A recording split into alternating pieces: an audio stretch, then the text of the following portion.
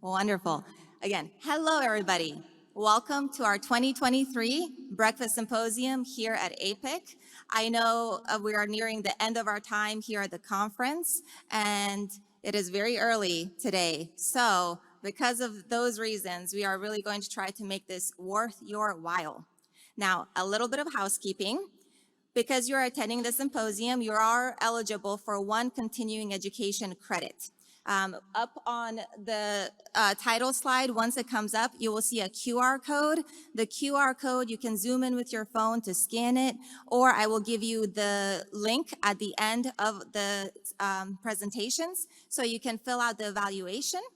One thing that we will ask you to do is to log into our clinical learning hub at the end of these presentations, and that is how we will issue you your CE credit. I will provide further instructions near the end, and as we are listening to our wonderful speakers, you'll probably come up with some questions. Please do write them down because we will have a Q&A at the end. For that Q&A, we'll have all of you just line up by the mics, and we will be happy to answer any questions you may have. Now, with that, I do want to introduce you to our moderator. Many of you are already familiar with her, Connie Steed. Connie has been in infection prevention for more than 40 years. She has recently served as the Corporate Director of Infection Prevention at Prisma Health. She was also the president of APIC in 2020. Currently, she is a consultant and she is certified as a change agent. So one thing I've been hearing from many of you is Connie is very well known for helping all of you improve your influence within your own organizations, helping you know how to make a lasting change that will leave that lasting impact. So with that, we do have two great speakers that Connie will introduce, Dewat Kothari and Lorraine Campbell. With that, let's give it up for Connie Steed, everybody.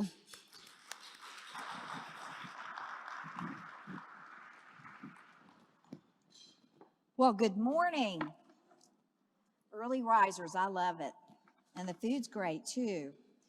So I'm really excited to be here with you all today and have the privilege of introducing two infection preventionists who are influencers, people who have influenced change within their organization. And that's really what IPs do. They are influencers of change. We're change agents. And so we're going to hear today from two of our professionals. Dewat Kothari.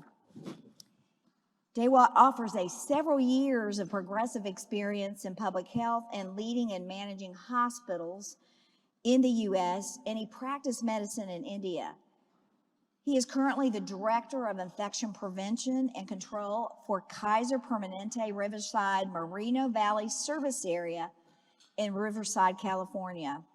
Dewat is board certified in infection control and epidemiology and professional and healthcare quality. He earned his master's in public health from the University of New England and a doctor of medicine as an Education Commission foreign medical graduate. Dewat is currently president of the APIC Inland Empire chapter in California and serves as Education and Membership Chair of California APIC. He is also a full-time father to twins. So that's also a very important part of Dewat's work.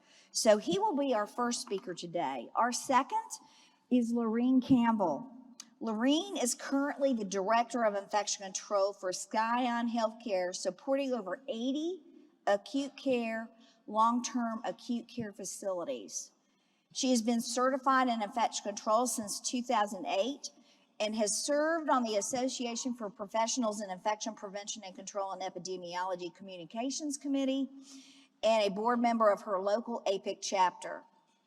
Her previous experience ranges from house supervision, employee health, quality, labor and delivery, cardiac rehab, home health, as well as she's just done everything and worked on every type of unit in the healthcare organization, right, Lorraine? Which gives her a broad base of knowledge She has presented at national conferences on various infection prevention and control topics, including sepsis and various infection prevention topics. She graduated with honors from the University of Texas, Arlington, with a degree in nursing.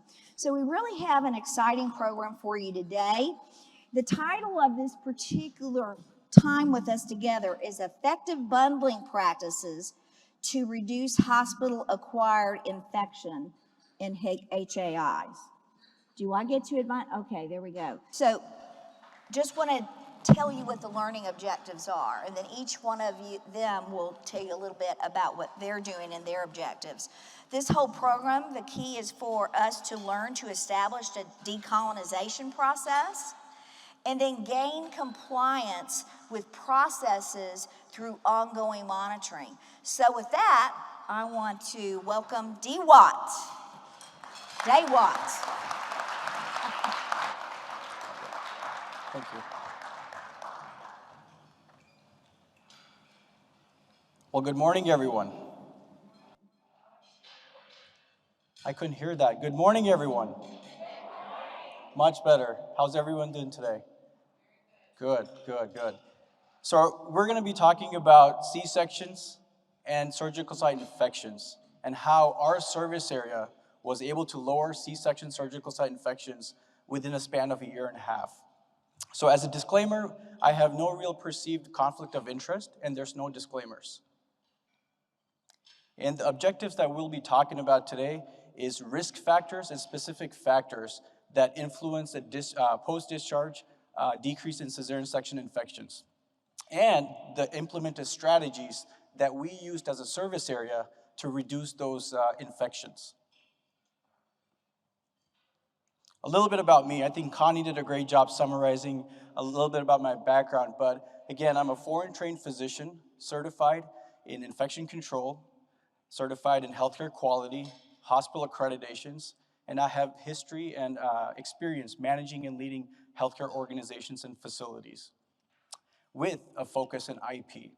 Now, over the course of, I would say, 8-9 years of managing hospitals and leading IP programs, one of the things I've learned are the 4 most important words in the healthcare industry. Infection prevention drives business. Infection prevention drives business. Now you might be asking us, how is that possible? Well, when we don't have infections, that lowers our acute length of stay. When we don't have infections, that leads to positive patient outcomes. And when that happens, we get an A on our leapfrog, and we do well with CMS. In addition to all of this, as Connie mentioned, I'm a father of twins. I have 2 beautiful 4-year-old kids, and I tell you what, 4 years ago, I used to look just as good as that guy sitting in the front with a lot of hair. So,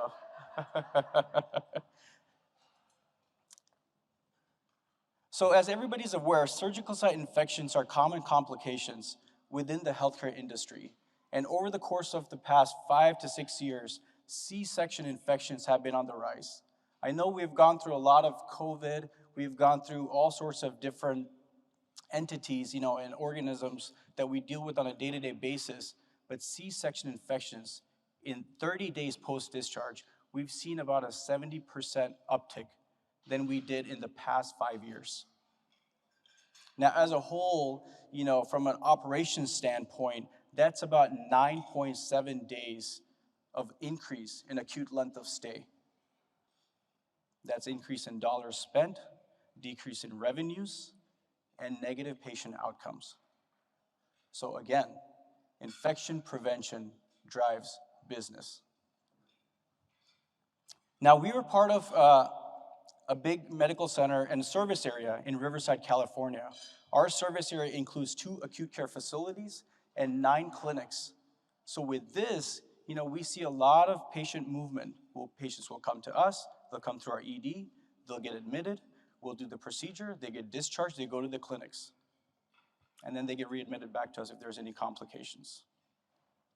So with large clinic and large multiple satellite clinics, healthcare system, there's always issues about continuity of care. And that's one of the things that we focused on as a group at our service area in reducing C-section infections.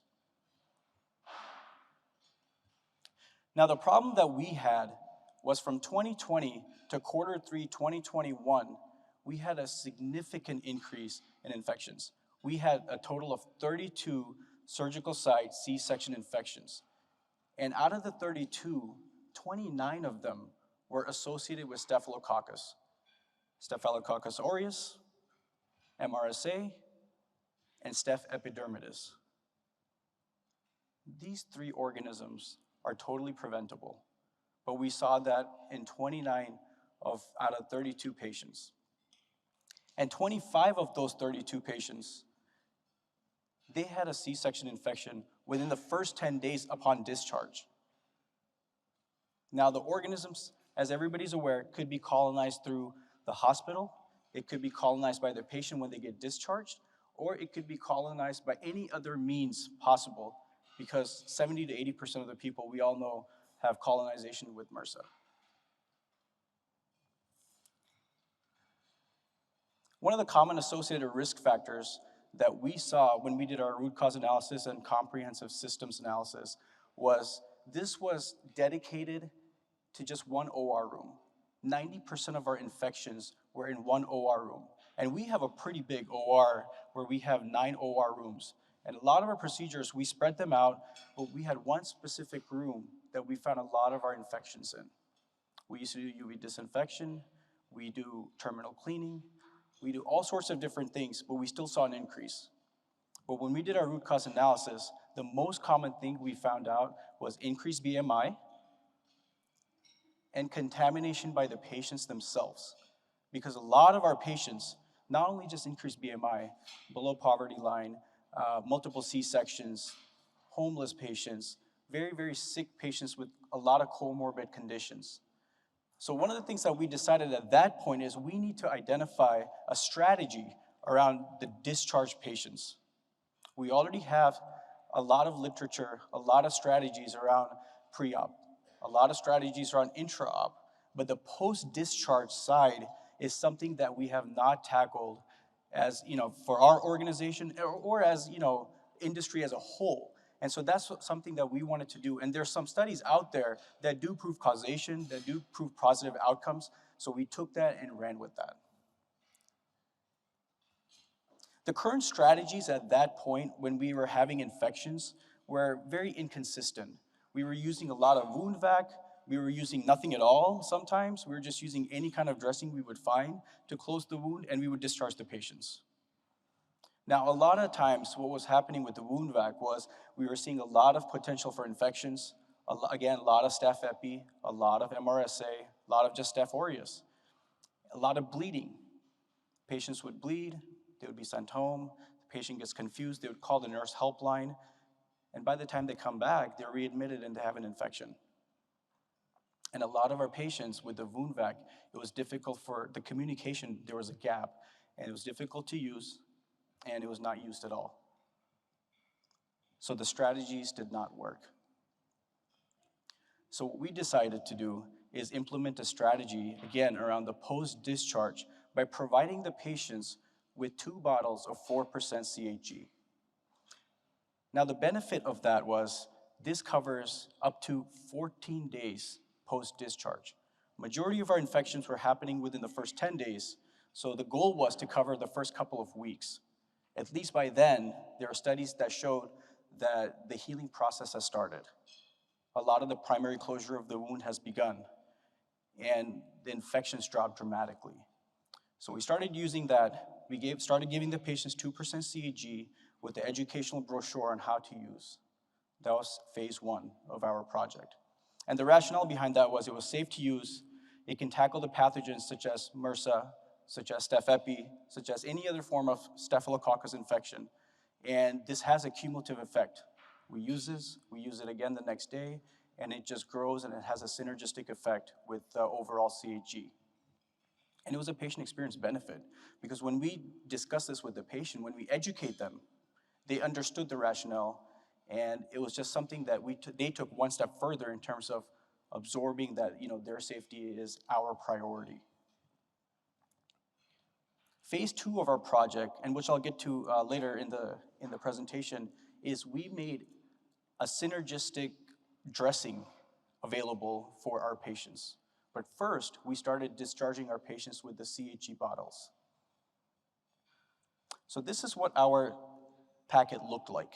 We had a take-home bag, we had 2 CHG bottles, and then we had an educational showerhead brochure. We did that for a few months. Everything went well. And then in 2022, the beginning, end of Q1, we implemented a protective dressing, which looked like this. And the benefit of this dressing was there was a 4-log reduction of bacteria with this dressing when you use it with the CHG bottles. So they both had a cumulative and a synergistic effect.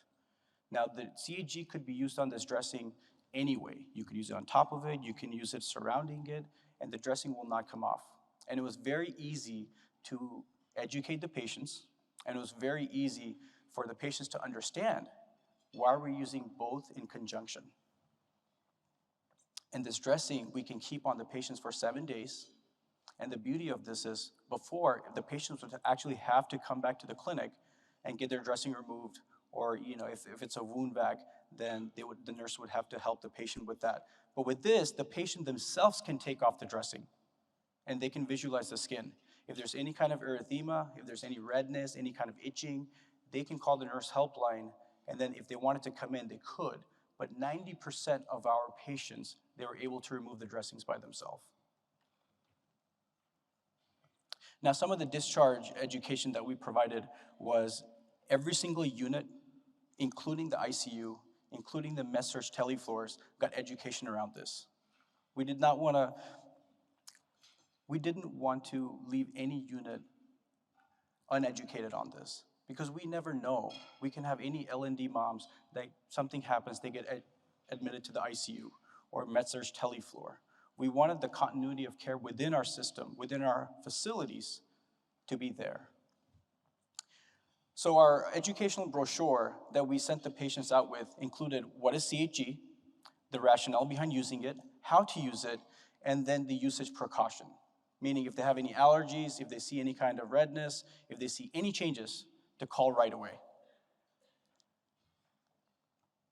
Now, the initial results and challenges that we had was, we first started this around in 2021, end of 2021, Q4, and we did this towards end of Q4 2022. And we saw a 40% reduction right away in the first few months.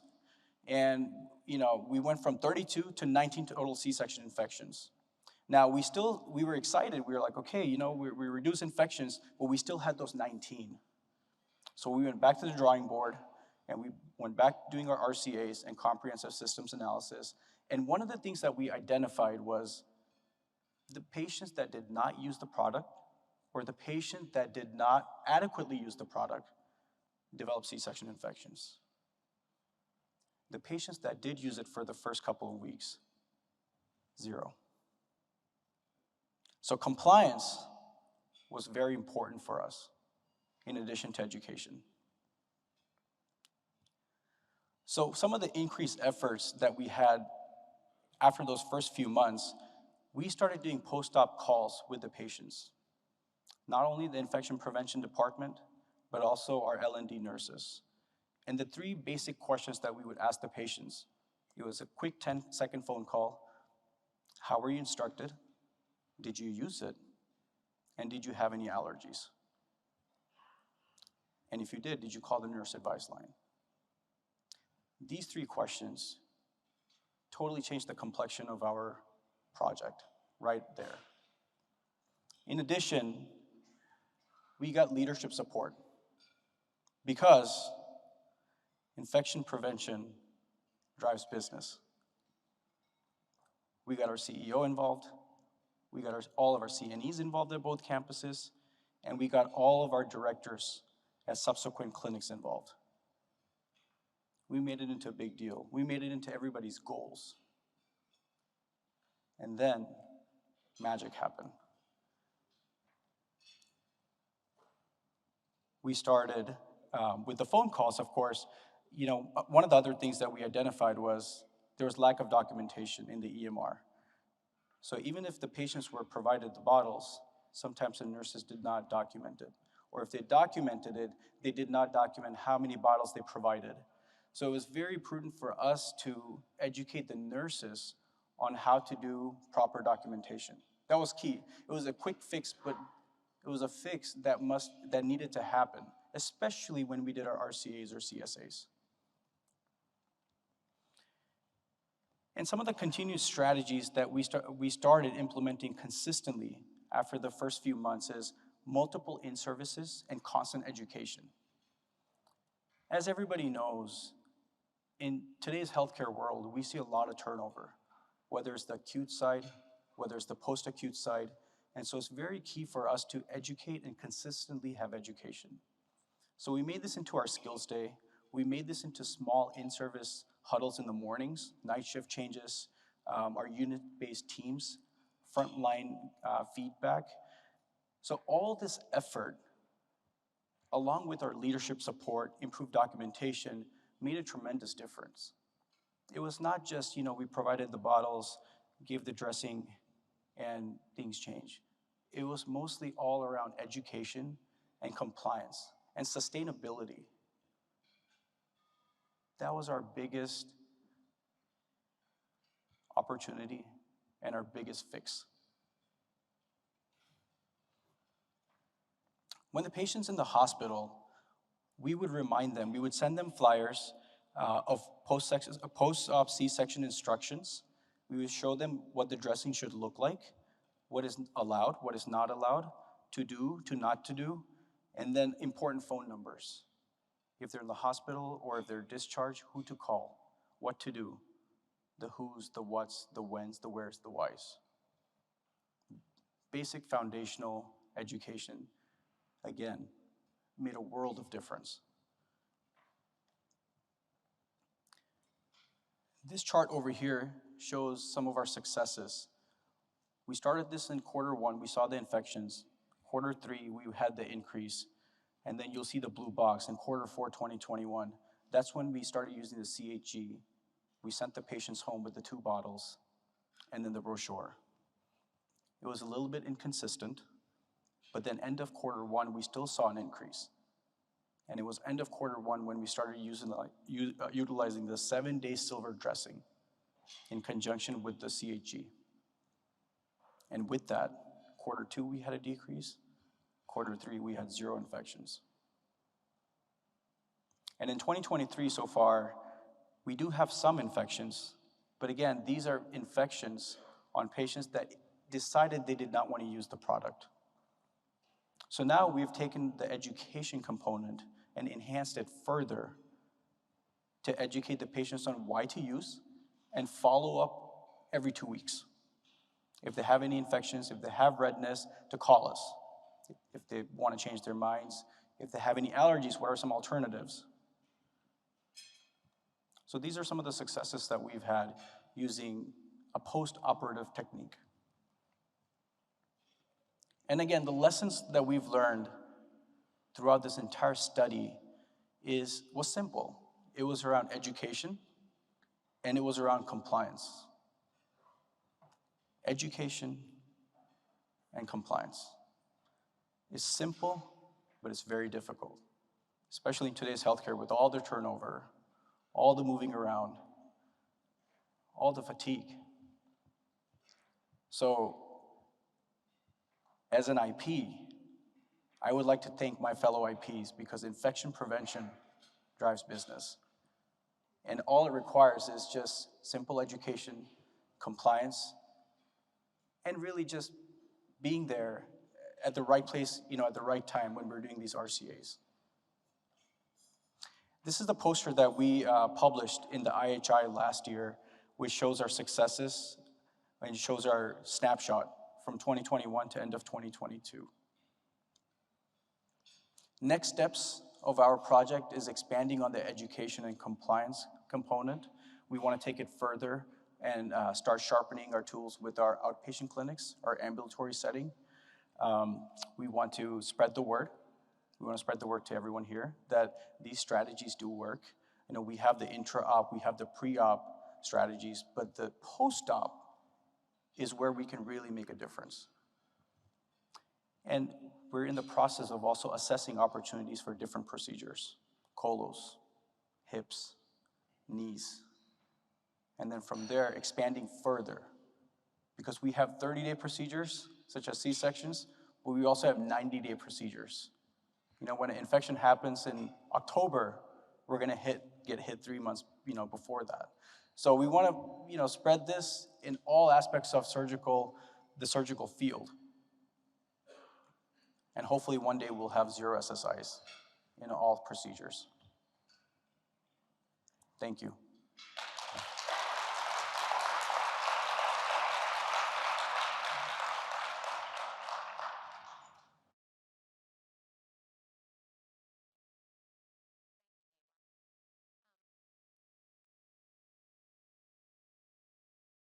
Thank you first for all being here this morning. I know you could have slept in, but I appreciate you coming, and I'm excited to share with you. Can you hear me?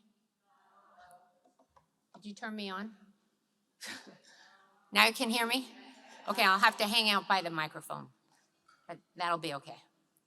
So thank you all again for coming this morning. I really appreciate your being here, and I'm very excited to talk to you about what we had done with CRS. The learning objectives are basically to make sure that you know which patients are more at risk, and knowledge of what the CDC recommendations are, and the knowledge of the bundle practices. I have nothing to disclose. A little about me. I know that Connie talked about most of it, and I just wanted to encourage you all to join the chapters in the board membership, or also with the state and national.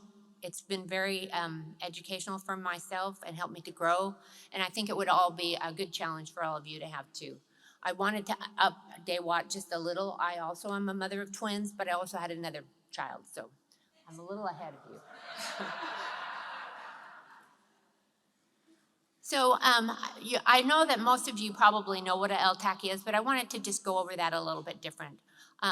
They have all these different acronyms. I started with the company about 3 months before COVID hit and learned a lot really quickly. An LTAC is a licensed acute care hospital. So basically it's the same as any general acute care hospital, other than they can keep their patients for longer, they don't have an ER, and they don't have a maternal child. But the other thing that's different about LTACs, number one, that they stay longer, but number two, you will often see ventilators on the general floors. And that's not usually something you see outside of ICUs in a general acute care hospital. So I know we've gone to a lot of sessions this time that have talked a lot about Candida auris, but I had learned a lot about when I first came to the LTAC, and that was right, we had some already in our facilities, and that was in 2019. The interesting part about it, and most of you may know this, it came from 4 different areas of the world and then came to 4 different areas of the United States. So you're not gonna have the same strain of Candida auris in New Jersey that you would have in California or you'd have in Florida. So we're hoping that it stays that way, that they keep separate, but the concern is that they may start to merge. It's a multi-drug resistant organism that's on the CDC's urgent care threats. It also spreads very easily. It causes serious infections, and its early detection really helps with controlling any transmission. The other thing about it that is interesting is that it can be positive, and then later on you can test them again and they'll be negative, and then it'll be positive again. So people make the mistake sometimes of not knowing that they are, or letting the facility that it's being transferred to be aware of that case. So who's at risk for Candida auris? It's usually for your very, very sick patients. They're usually the ones that have been in the ICU. They have central lines, they have ventilators, they have multiple comorbidities. And because of that, that's why our healthcare workers aren't getting it. And when they go to skilled nursing units, they found that they don't have near the transmission that they do in like the ICUs or in the LTACs, because we keep those patients a little longer. And it's kind of been exacerbated by COVID. So some of the challenges that we had is we had some hospital-acquired infections, and as you know, they consider it hospital-acquired if it's been in the hospital for 3 days. Well, unfortunately, we didn't know when it first happened, because when we first would find the organism, it usually happened in an acute case, maybe in somebody who had a Foley catheter. And so then when that happened, the state would come in and start us on point prevalence tests. So those are when they test everybody in your facility that doesn't have it to see if maybe they have in transmission or have any kind of colonized. The other thing is there's no treatment for it, and so that was very frustrating to everyone when you found you had somebody that was colonized and you really couldn't do anything about it. It's very easily transmitted. It lives on surfaces for weeks and for months, and unfortunately, COVID, crab, carpa, and CRE can come together. So we could have some patients that had all four of those at the same time. So then cohorting them was a very difficult challenge as well. So the CDC has some really good recommendations regarding it. They talk about making sure that your patient is clean, that you have clean equipment, that you clean the environment, and that you use isolation precautions. But what we found with that, it wasn't doing quite everything that we had, and we were still having transmissions. So we added some additional to our bundle practices, and that's what I want to talk to you today about, how these bundles helped us to really drive down those transmissions we had within our facilities. So the one thing that we did was we started having dedicated equipment. We have a lot of patient shared equipment, but it takes just one person not to clean it effectively for it to be transmitted throughout your facility. And so by dedicating this equipment to those patients that had CRs, it really helped. Now, we also found that every so often when their equipment wasn't working on another unit, they'd come and borrow it and take it to the other unit. So we decided we needed to tag those. So what we did was, you have contact isolations that usually have a background color, maybe yellow. We changed that color to a different color so people were alerted to which ones were the CRs, and put a tag that was laminated on each of our dedicated equipment so that if it was found somewhere else, we knew that somebody was pulling it from that unit, and more education needed to happen from that. We also had, at the time that we were doing this, we were not admitting admission testing for CRS because most hospitals don't have the capabilities to do so. So we talked with the CDC and we talked with our local health department, and they very hesitantly decided that they could help us to do admission testing through the antibiotic resistant laboratory network. Now there's 8 of those throughout the nation. Which was great. However, it takes 8 to 10 days for the results to come back. So we were leaving these people in isolation, not knowing if they had it or not, and then finding that they did or they didn't. And then by that time, it was already past that 3-day period, and they were still considering it for us to be hospital acquired. So we worked again with the CDC and found that we could borrow their slides and their protocols and establish an admission testing program throughout our hospitals. And what we found were we were admitting 3 to 5 patients with CRs every month. And some of them we knew about, and most of them we didn't, because again, nobody had the capabilities to be able to test for it. This helped us a lot with that. It also helped the Department of Health, because sometimes we would get 3 or 4 from one facility, and then they could work with that facility and work with their outbreaks that they weren't aware of either. So that was very helpful to work with them regarding that. We also changed from the 2% wipes to the CHG 4% foam. And the reason why we did this was it's less irritating to the skin. CDC has said that some higher levels of CHG are more effective against CRs, and it is effective against those other multi-drug resistant organisms. We incorporated this into our patients' practice. It was very easy to put it onto the skin because when you use the foam, you don't have to wait. You can put it onto either the wipe you're using, or you can put it on directly onto the patient and you just wipe it on. It immediately binds right away, and then you turn over the cloth and wipe it off. So you don't have to wait those 2 minutes in between. The other thing that we found was the patients liked it better, and their families did too, because they felt more like they had a bath. And so it was very gentle on the skin where it didn't cause any problems because you didn't have to use friction for it. The other thing that we used was to make sure, and I know you guys are probably all gifted at the EPA list at this point. Everybody knows the N1 for COVID. Everybody knows the K1 for C. diff. But what they didn't have was the P list starting out. So they said, go ahead and use all the ones that you have for C. diff. Well, that's bleach, right? So you're using bleach on everything, and we're in a respiratory hospital, which is then toxic to respiratory patients, right? And it also is very damaging to your equipment. And what they recommend that you do is you put it on, wait the contact time, and go back in and wipe it off. Well, how many of your EVS have enough time to go back in and wipe it off? It doesn't happen, and so we were destroying all our equipment. So we found some products on the EPA list, ones that were quick and efficient. We found a 1-minute contact time for the patients to use, or for the staff to use. And then we found some for the environment, the EVS, that was 3 to 5 minutes. And so that was a lot easier. We also really worked on making sure that we were cleaning the rooms efficiently and effectively. Some of the things that we found when we were doing it was not everyone was using the right products. They would find some that they found in the storage rooms, kind of like nurses do, where they always have something stashed away somewhere. And then we had to go back and re-educate them. We wanted to make sure they were cleaning the room effectively and in the right order. The CDC recommends a zone cleaning. And then what we found out too was they were coming back and forth to their cart several times without the time. They'd go in the room and get something, come back out and dump it somewhere, grab something else and bring it back into their room.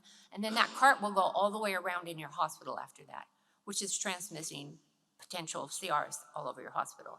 So we worked with them to make sure they brought everything they needed into their rooms. Some of the things that we found that I didn't think about, everybody at home in every single of their rooms have one of those toilet scrubbers, but in the hospital they were taking it from room to room to room to use the same one. And I think it would be something that you check with your hospitals and find out there's probably a lot of that happening that you're not aware of. So we made sure that now, and you can't do it as well in the pediatric rooms, but in our rooms we could leave them in the room and then they would be discarded when the patient left, or if it was in there for a certain amount of time or needed to be changed. And that seemed to make a big difference as well. When we did our point prevalence, when we were looking at how we would identify if these were working or not, because we were having to do point prevalence tests every 2 weeks, it was going to be our guide for seeing were these making a difference or not. Because we really couldn't go by our census, because we had a lot of our patients that would come in, and then the skilled nursing units or the other places we wanted to transfer them with didn't want to take our patients because they had CRs and they were uncomfortable with it.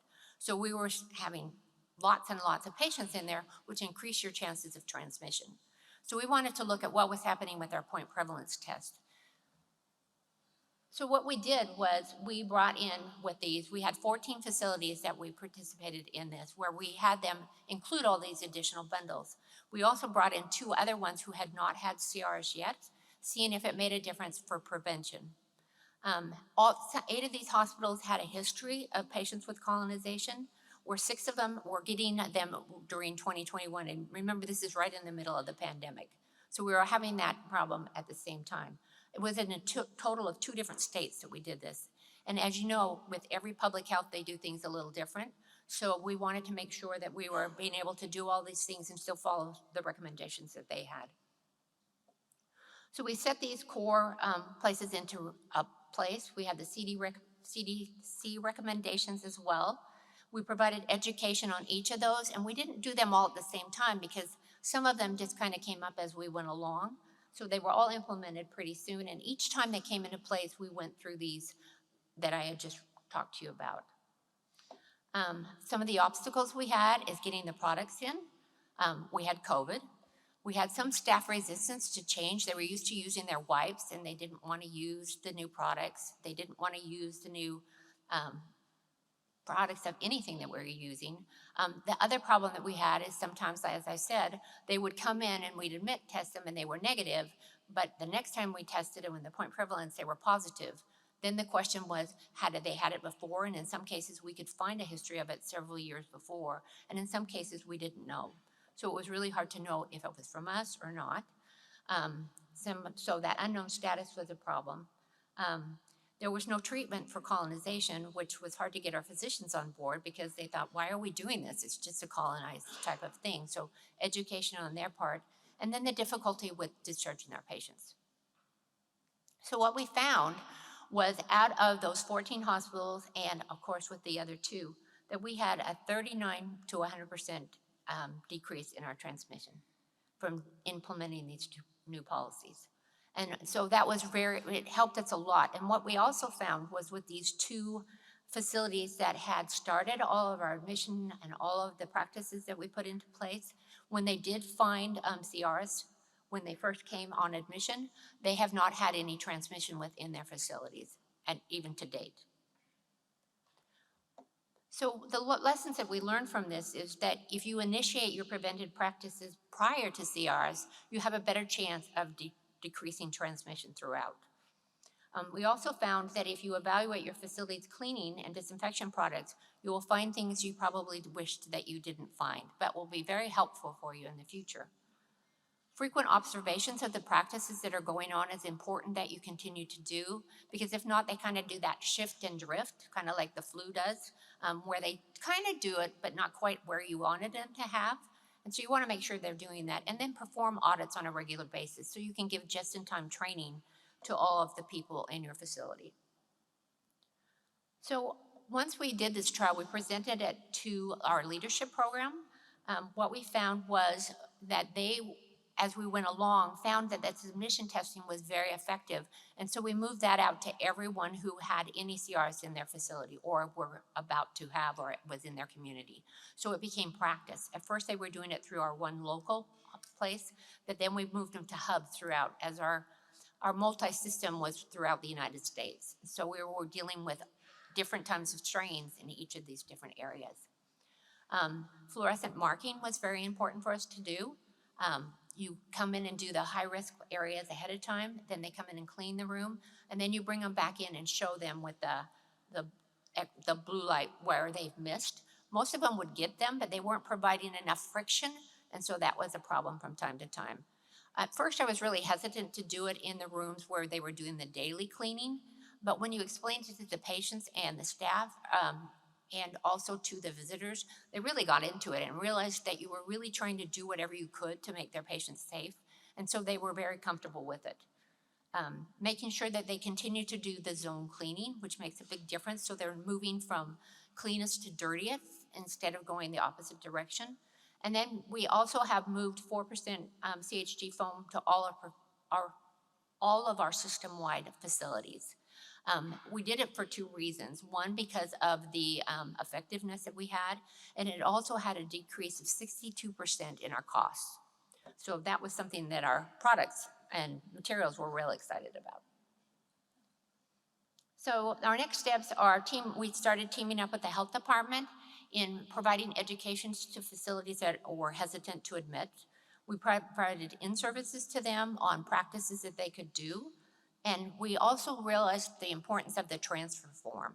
When you use a transfer form for the next facility or the facility that you're sending it to, it makes all of the difference so they're aware of what's happening. We also found that if we put it in a different color, like in a bright yellow, they couldn't miss it. And so if they got it on the weekends and said, we never got that transfer form, it's pretty bright, it's right there. It's a lot easier for people to see. And then we wanted to share our best practices with other people so that they could also help with eradicating or at least decreasing their transmission. So in conclusion, I want to make sure that you think about those additional practices that you can incorporate within your facility that will help with that colonization and decreasing in that. Continuing education is very important. You can't just tell them once because it doesn't stick. And then you want strict adherence to those practices. You want to think about all of those contract staff that you have in the building, because a lot of them aren't aware of some of the things that you have. Like a lot of them didn't know what CRs was when they first came into our buildings. And we wanted to make sure that they had that education so that they could do what our staff was doing too. You need to have a lot of leadership involvement, just like Dewat was talking about. If they aren't informed and part of it, it doesn't work. And then you want to implement these practices prior to you getting CRS, because that will help prevent you from having transmission. And then we also had a poster that was at IHI, and this is the poster that it was. And we really found that those made a significant difference. And then partnering with with the Department of Health also helped. And now I'm going to turn it over to Connie. Thank you very much.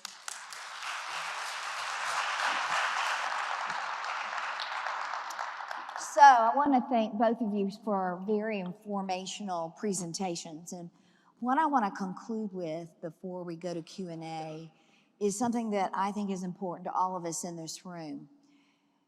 And that is what I've already said. We are influencers. We are change agents. And what I would want to challenge all of you to do is embrace that. Embrace that. Be passionate about what you do and make sure people understand that it's important to you as an infection preventionist. So what is your major focus in your job? What keeps you going? What keeps you going every day? What kept me going every day was, thank you. Yeah, that's the right answer. Patient safety. It's all about the patient. We need to make sure we focus on that individual so that we can make a difference. That's why we have our jobs. That's why healthcare organizations exist. So we have that influence. Disclaimer, sorry. I have some disclaimers that are there that I have to say. They're on the screen. I wanted to talk to you a little bit about what an influencer is and what influence is. Influence is a person who affects, inspires, or guides the actions of others. They change the way people behave. They can't do it themselves. They can't go over. Dee's not going to go up to somebody and say, here's the bag, go take it to the patient and teach them, right? We influence people to do the right thing every day. But we're humans and we're dealing with humans. So one of the things that I want to tell you is that these influencers, you too, all of you out there, have to be consistent and persistent in your message. An influencer is a single person with the capacity and power to ignite a movement within their circles of influence and create a community of creators. And that's what we should be all about, because we can't do it alone. We have to work with others within our organizations. We're better together. So we're influence. What are some characteristics of influence? They create passion in other people. They are leaders. They cast a vision greater than themselves. They have a vision. And everybody else knows what that vision is. And we also have to be, as I've already said, clear and consistent with that vision. Another important characteristic of an influencer, and I have some of my colleagues in the room that used to work with me, and they can tell you that I needed to learn to improve this, but you got to listen to people. You got to listen to what they say, what is keeping them from doing the right thing every day. Listen, sit down and listen. One of the most important leadership skills you can have. If you don't listen, you're going to miss a lot of very important information that can make you be more successful as you move forward in your journey to make the healthcare environment safer for our patients. And the other thing, too, that is really important, and I know this sounds crazy, because we all think we act deliberately. I want you to think about it. Do you act deliberately at work? Do you work with intention? Do you prioritize? Do you decide what it is most important within your organization to work on? These two influencers identified significant opportunities in their patient population: Candida auris, surgical site infections. And what they did is took what they knew and got passionate about, I suspect, right? And they affected change. And so that's what all of us need to do. So I have some quotes for you that I think are important. Quotes inspire me. The first one is, leadership is influence. If people can increase their influence with others, they can lead more effectively. So influence is key, according to John Maxwell. Now, what about Daywat? What's his quote? To influence change, we need the ability to listen, to understand, and absorb. I love it. Awesome. That's going on in my collection of quotes, and I will be using it Daywatt as I move forward with my presentations. As I will Lorene's, which is the bottom one. To drive lasting change requires a supportive network, a valid rationale, and a process easier than the current process. Most importantly, people must be motivated to make the change or it will not last. Is that not a true statement? Lorene's got a quote. I'll leave you with Joseph Wong. You never influence the world by being just like it. Does that make sense? Be unique. Be you. Be unique. Be you. And I want to close talking a little bit about our current state. So look at those two critters up there, those two cats. The day in the life of an IP. Can you relate? How many good days do you have? Probably not as many as the other one. It's been a rough week. I used these during COVID, and I got the same thing, that chuckle, right? We had a lot of these days. We had weeks that were rough. We had months that were rough. We had a couple of years that was rough. But we influence every day. And what I just want to, people need to understand and respect what you guys do. You guys are important, and sometimes you have not gotten that acknowledgement. I was the APIC president the year of COVID, the year from hell, 2020. Right? Can you relate? We had a lot of things going on, moving parts. When you walked on the units to talk to staff and make sure they were protecting yourselves, did they embrace you and say, I just love to see you come? Did they do that? No, they said, go away. You're going to tell me about another change that the CDC made, aren't you? What you did and what you're continuing to do is important. But today, in our current state, we're dealing with emerging pathogens, and they will continue. Candida auris is one of them, and it's going to really cause problems. I loved her statement. Be proactive, not reactive. Try to address it before it happens, right? I think that's something for all of us to think about. We're also seeing infection prevention and control expand across a continuum. We now have hospitals and homes. That may not make sense to some of you, but we're taking the care to the home. Do you think infection prevention and control is important in that environment? Absolutely. And so as IPs, our knowledge is expanding, and we have to be creative to ensure that our patients are safe no matter what environment they're in. Acute care, long-term acute care, nursing homes, and their own home. So we got to be able to be flexible and learn as our care continuum expands. Secondly, the transition of large corporate healthcare systems. Everybody's joining everybody. So instead of having a little boat that you can move easy, you got this big old boat that you got to move.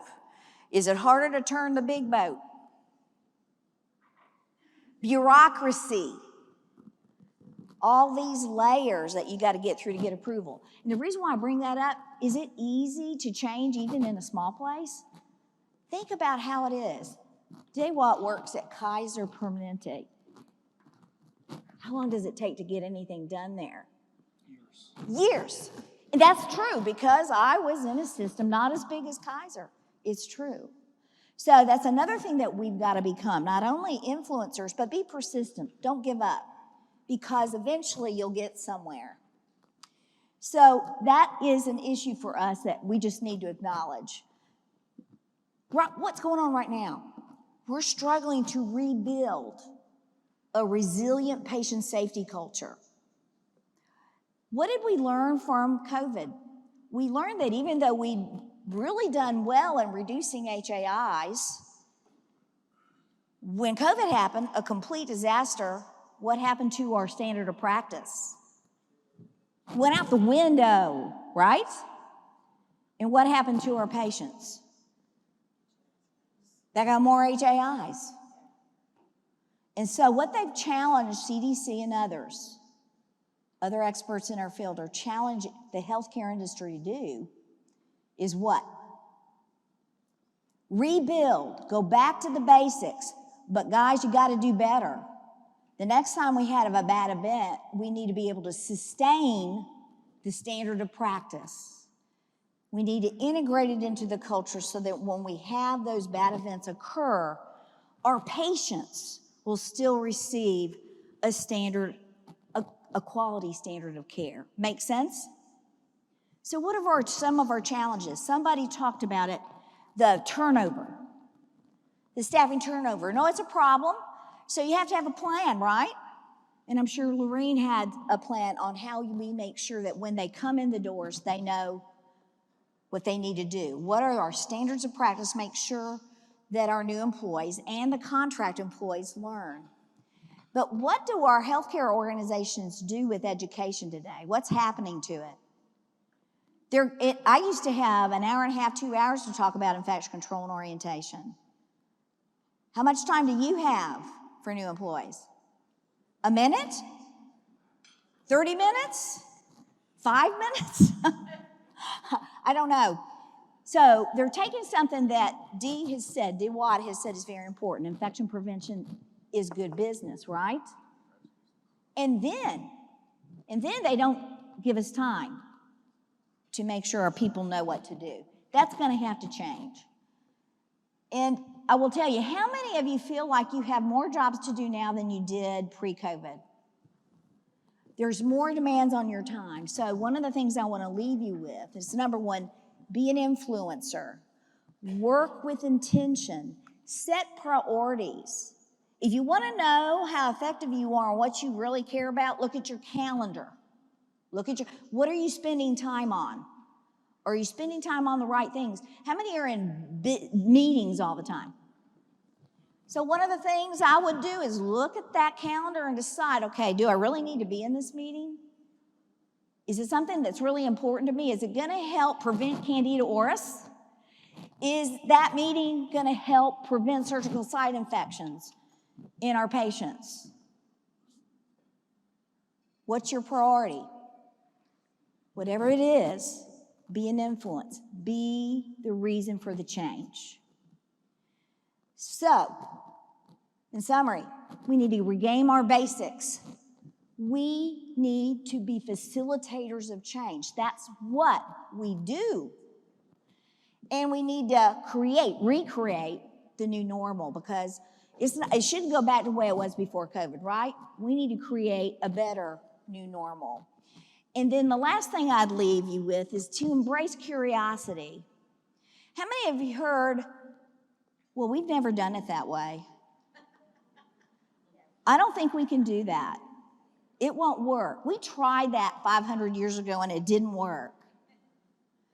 We got to learn how to embrace people's imaginations, get them to think out of the box, to come up with solutions like these two did within their own facilities to help improve safety. That's what it's all about. So I really am happy that I got to be here and hear these two wonderful people speak, and we're going to open it up for questions. This is the code, right, Yolanda? You help me here, for your CE, and I think you got to take a picture of it, right? Absolutely. Thank you All so right. much, Connie. All right, and we're going to do Q&A. Yes, we will. Okay. Everyone, Thank you. big round of applause to these amazing presenters, right? Oh, thank you. Oh, good. All right. I know you probably have questions for the speakers. We'll get to that in 1 minute. I do want to make sure you know how to get your CE credit for this. So as I mentioned, we use Clinical Learning Hub. That is our learning management system, similar to the LMS systems you have at your facilities. This is how we keep track of the complete records for our US Board CE provider database. Now, if we can just put the slide back on here. So the first QR code you see here is for the evaluation. For those of you in the back, you should be able to zoom in to scan it. If you'd like the link, it's very simple, bit.ly APIC/2023 CE survey. That will take you to the evaluation. It will be open for 2 weeks, so you can submit the evaluation. Now, in addition to completing that survey, we are going to ask that you log into our LMS, and you can do that by scanning that second QR code. Again, for those of you in the back, if you want the link, it is bit.ly/getmyCE. Simple enough, right?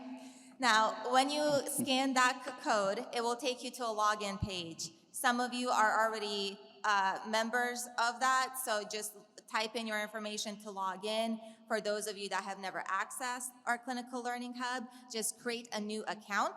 And once you do create a new account, you should be able to go back to this link and select the CE that you attended. And that way we will get you your CE within the next 2 weeks here. All right, with that, let's jump on into Q&A, shall we? We do have 2 microphones set up right here on my left and the right in the middle of the room here. If anyone that has questions, if you can just start lining up at the microphones, and we will start taking some of your questions. We will start over here to my left. Can you hear me okay? There we go. I'm Jenny, I'm from Missouri. So we've been using a decolonization program with CHG at our hospital for several years. We get a lot of pushback from the postpartum units as far as the IFU saying less than 2 months. So the breastfeeding mamas, they don't want to use it on those units. So I'm curious if the bathing, I see it was a shower, but I wonder if you've had any of those concerns pop up, or how you work around that. So is it just a total bath, or is it a certain area bathing? Thank you for the question. That's a great question. It's actually just limited to where the dressing is, not the whole body. Can you hear me? Okay. Sharon Davila from Kaiser in California. I have a question for Connie. First of all, great discussion with all the panelists. But for Connie, I am an IP who's been doing consulting for the majority of my profession, so I've worked all over the country. And with that experience and my background in business as well, I know how to present business cases to the C-suite where I can get what I need done. That's not the case for many IPs. And, you know, being an influencer and everything is great, but when you're telling us this, we have an idea of what to do, but are you or APIC as a whole presenting at these other conferences where our CEOs and everyone is? So whether you need to bring up real case scenarios, they talk dollars and all of that, are we doing that on that level? So will you turn my mic up, or do I need to use this microphone? Can you all hear me? All right. So, that's a very good question. And let me tell you, everything follows money, doesn't it? And so I will tell you, I never went to leadership without a value proposition, ever, ever, ever. Because that's important to them. Everything follows money. So if you want to change something, and it's going to cost a little bit, you got to tell them what it costs. You've got to then talk about the benefit. What will be the return on investment? She's right. You're right. That's extremely important. And it should be part of being that influencer, okay? It's not just saying that's a good idea and facilitating the change. You can't even do that until you get it approved, guys. So APIC, over the years, has done a lot about the business case. There's actually some supportive materials online and a webinar too on this particular thing. So if it's an area of opportunity for you, you can look those up. The key author for IP business cases was Denise Murphy. And those of you who've been around for a long time know how amazing she was as an IP. She is now a CEO of an organization, of a healthcare system. She was an IP. Just saying. So she really understood the business case. Does that help? somewhat. Some of us still cannot, even in our actual facilities, can't even get to the C-suite. Okay. That is the challenge. Okay, so I'm going to answer that, and then we'll go to this, because that's a really good one. I'm going to stand up. Is that okay? I got to stand up, Lisa. So what do? If you can't get there, what do you got to do, guys? Find somebody who can. This is when you do stakeholder analysis and evaluate in your system who makes the decisions. And there's usually levels of decisions at different bureaucracy levels. And so what helped me is to learn who those decision makers are. And with other co-conspirators that I work with in the facility, we addressed those people that could affect the change, and they became our voice. After a while, and his name was Greg Resnick, the COO back when I was in the middle of my career. And I went to see him about a business case, and the docs presented it, and he said, I want to see Connie. I want to hear from her. So I sat down with him, and he had ADD, 1 page long. But the fact is, what happened to me is what opened the door was not me. Who came before me? Other people that had the influence on those individuals that could make the decision. So I had to get other people to help me. You got to find those other people to help. Does that make sense? Well said, Connie. And as Connie mentioned earlier, we are better together, right? So if you don't know how to get to the C-suite, like Connie said, find someone that does. Find that person that can help influence what you're trying to make happen. Absolutely. Very important. All right, one more question. Yes, thank you. Great talk. Couple of questions. First, in relation to the C-section infections, did you look at any of the risk factors such as prenatal care on the patients who were getting the C-section infections? I know you mentioned that they were mostly related after the surgery, but a lot of mothers, they don't have a prenatal care early on, and that influences later on also their rates of getting infections. Yes, great question. So majority of our patients, they were homeless. They were, from very poor families. They did not, can you hear me? They did not get prenatal care. And so a lot of our strategies were around the intra-op and the pre-op, but most specifically the post-discharge, because we know that when they go home, that's where they're gonna have the biggest challenge to keep themselves clean. So a lot of our patients, to answer your question, yes, they did not receive the prenatal care. Okay, and the second part to that is, did you see it across the system, similar rise in C-section infections? We did, yes. And we still at this point have a whole system-wide approach towards C-section, just because of that very reason. Is because a lot of our patients, they do not receive proper prenatal care. In some occasions during COVID, even if they had opportunities to receive that, they chose not to come in to receive any kind of follow-ups or checkups for that matter. And if you don't mind, one more thing about the CORS question. There is a lot of research that's coming out which is implicating or sort of indicating that CHG bathing and ventilated facilities tend to have more colonized patients with CORS.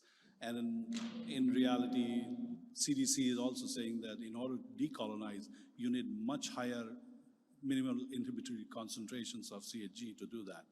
Is that something you observed? Is that something that was taken into consideration? Yeah. Is this on? Okay. Yeah, that's one of the things that we looked at first. That's why we went from the 2% to the 4%, because it seemed to be a higher one, and they had done some studies with it and thought that it worked. The Department of Health wasn't that convinced at the time, but the good part about it was whether it worked with our CRS patients, it also really worked on some of the other multi-drug resistant organisms we also had found, like it's very effective on crab and CARPA and CRE. So the combination we felt was being good. And the other part about it that I really liked about it was a gentle application, where we were always concerned that if you were using friction like you needed for the 2%, then that might cause some irritation to the skin. You certainly didn't see any increase in C. auris. No, we did not. Thanks.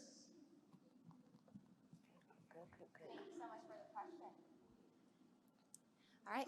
One thing I'd like to add to that, a big difference, one thing that Lorraine alluded to, one of the big reasons why they switched from wipes to a 4% CAG is that the wipes do not remove those non-killable spores. The only way to get rid of them is to actually rinse them off. So you do need something like a cleanser to actually remove them. Otherwise, they would remain on the skin.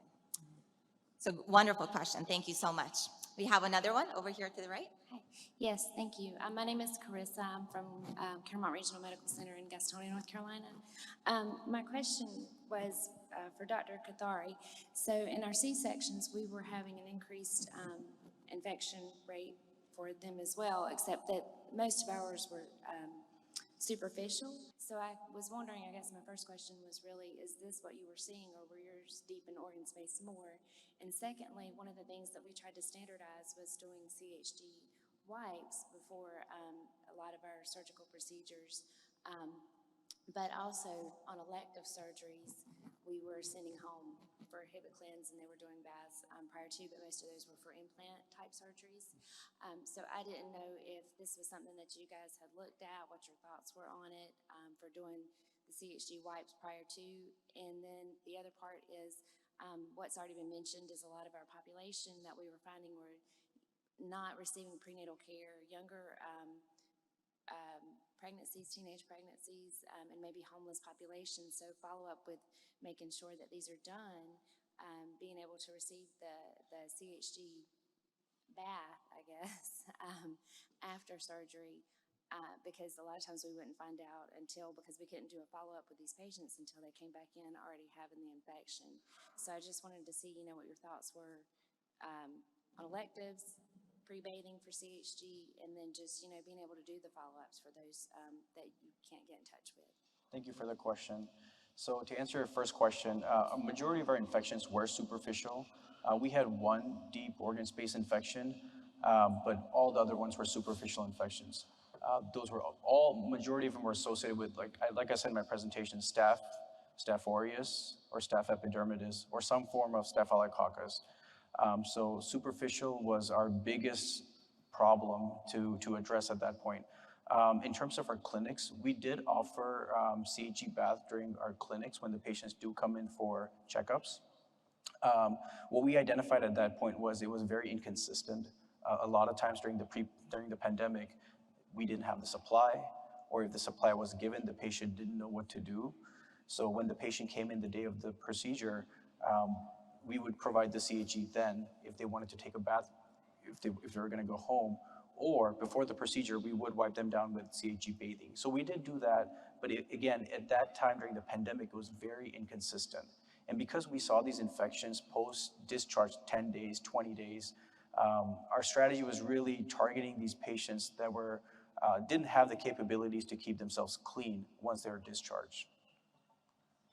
I hope I answered your question. Now, one thing you all do have, so in the blue tote bags that you have with you, you will have some literature in there. There is a clinical consensus statement that is all about bathing. You also have an ebook about how bathing is really the foundation of nursing and the importance of it, and how to give an effective bath, one that cleanses the skin while also applies the CHG in one step.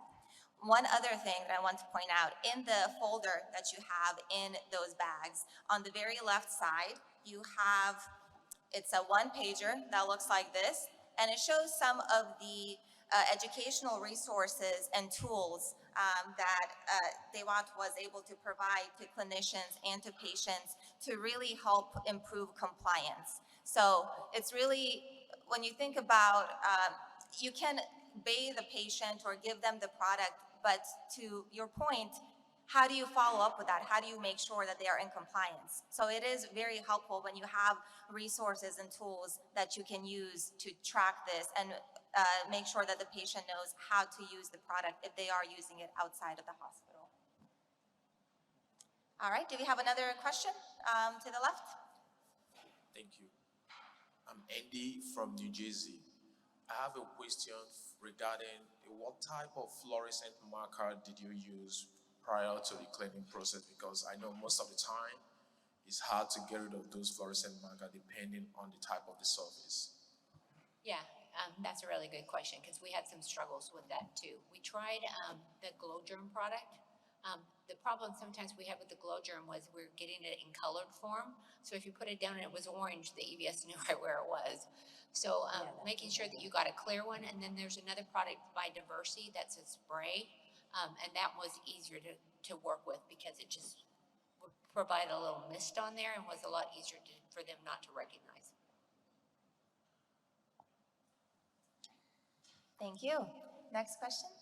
I was just wondering if you put the QR code back up. Yes, let me put the QR code back up. Here we go. We will also, when we send our follow-up email to all of you, we will include these links in there. So if you don't want to complete all of this now, don't worry. You will get it in an email, so you will have easy access to it after the symposium as well.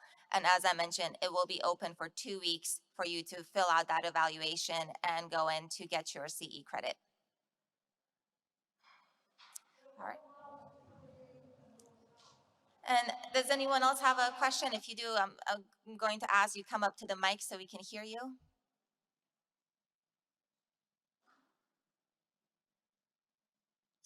All right. It looks like we don't have any more questions for now. I do want to thank all of you very much for attending our breakfast symposium. I hope you got a lot of value out of it. I know it was great conversations about C-section SSIs and CRS, and then of course Connie with a conversation about influence. So huge thank you to all of you for attending. Please reach out to us and also our speakers. We would love to partner with you and see how we can help you make that influence within your organization as well. So one more time, let's give a huge round of applause to our speakers.